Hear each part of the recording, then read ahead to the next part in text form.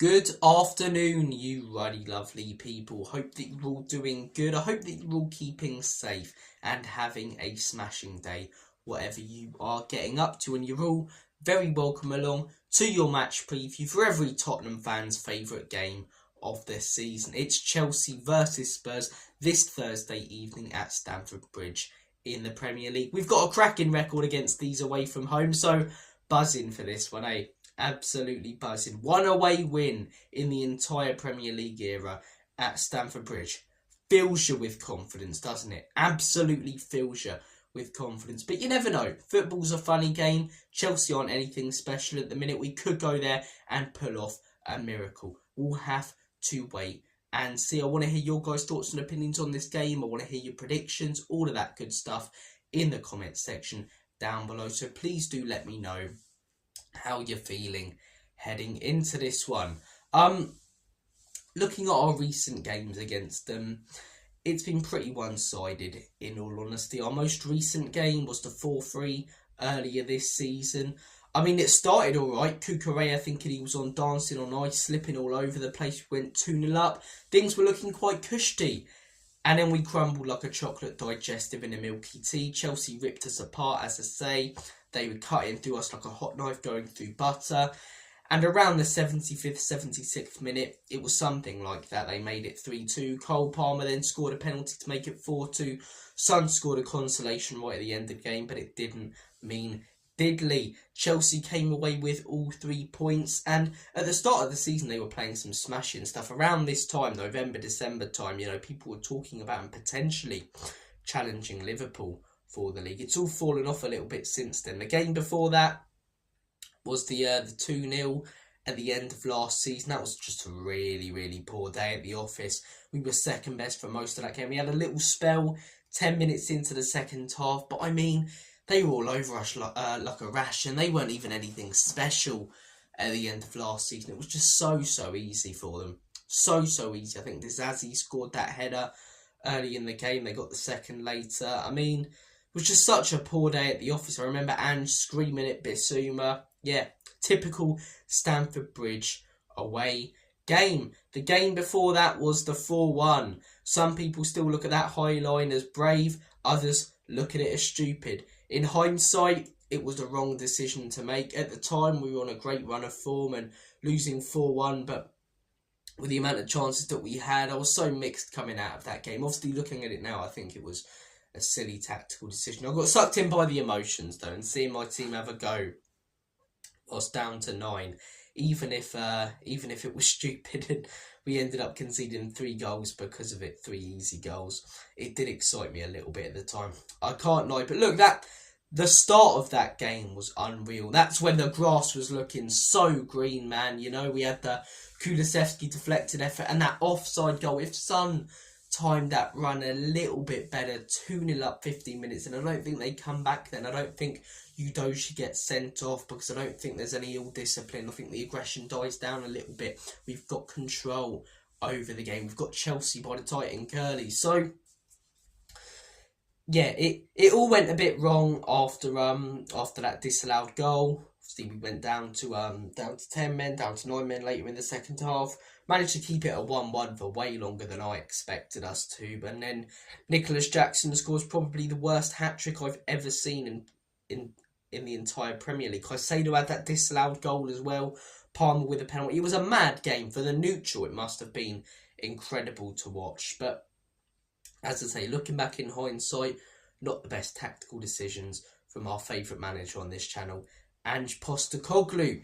The game before that, we actually beat them at home 2-0. Ollie Skip with that rocket at the beginning of the second half. I mean, this Chelsea team was so poor. I believe they had Graham Potter here. It might have been after they sacked Potter.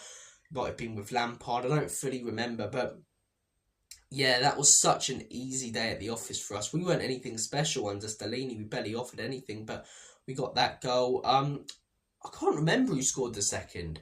I remember Royale scoring a goal around that time, but I don't remember if it was against West Ham. Brilliant research on this channel. I trust me brain to remember stuff, which probably isn't good. But yeah, I don't remember who scored the second in that game.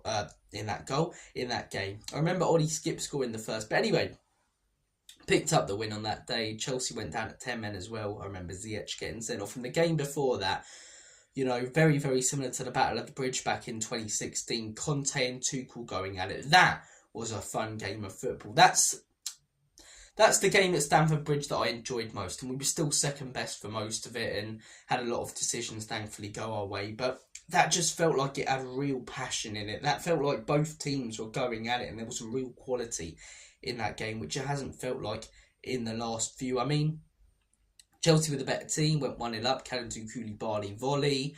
Then we pulled it back with Højbjerg, Conte and Tuchel going at it on the sidelines.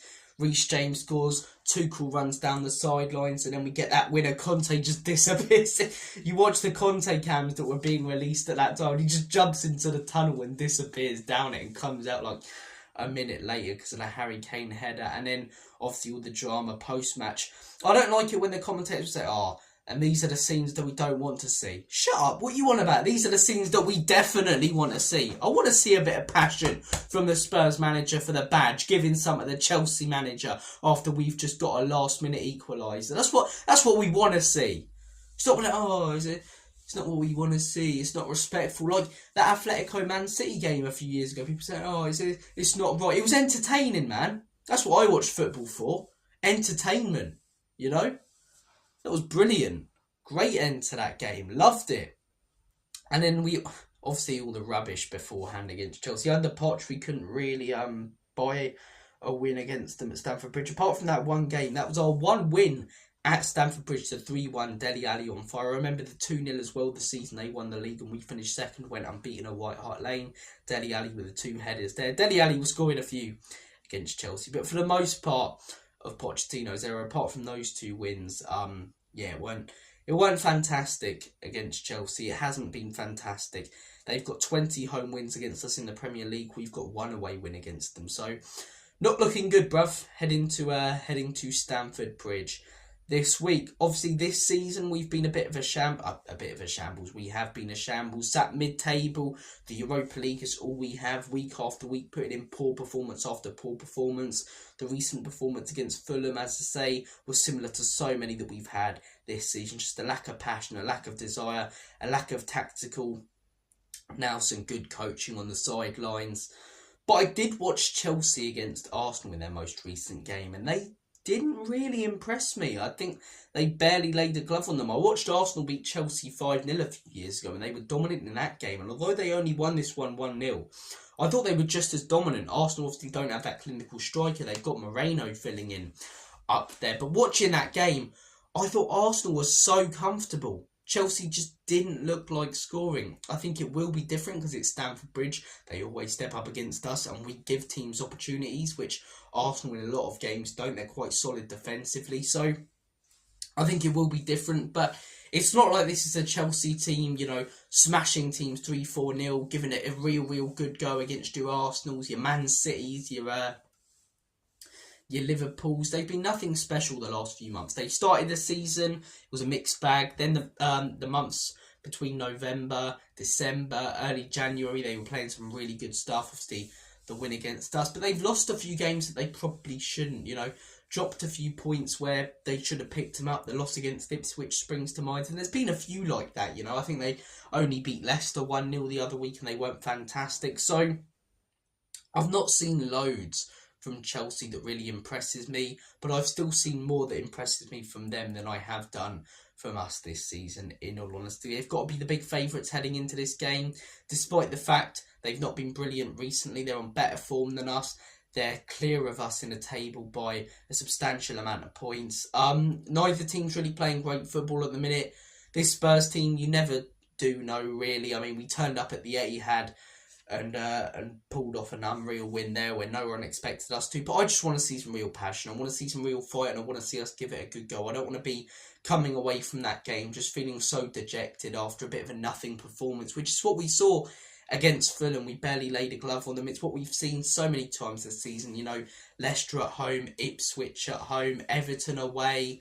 So many performances where Alkmaar away in the Europa League where we've barely laid a glove on the opposition. There's been a lack of effort, no tactical nous on the sideline. So I'm hoping we see some of that. We give it a real good go And a win here would be nothing short of incredible. It really, really would. Pick up a win here, get one against Southampton, which you'd expect. It would be Spursy to get a result here and then lose to Southampton, wouldn't it? But get a win here, a result against Southampton, head into that Frankfurt game, which is what our season basically comes down to, and head into it with a lot of confidence, especially with that first leg being at home. We need to score the goals in that game because I don't have much confidence away in Germany. Score prediction.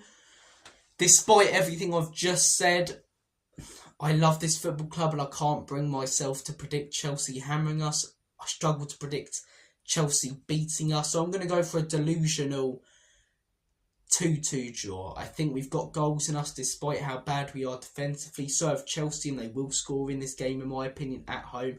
And with the opportunities we'll give them, especially in wide areas. I think Madueke, Sancho, those type of players could have a field day, in all honesty, if they do play him. Pedro Neto. But I also don't think they've been really solid at the back or anything special. So 2-2 is the prediction I'm going to go with. Is it quite delusional? Yes.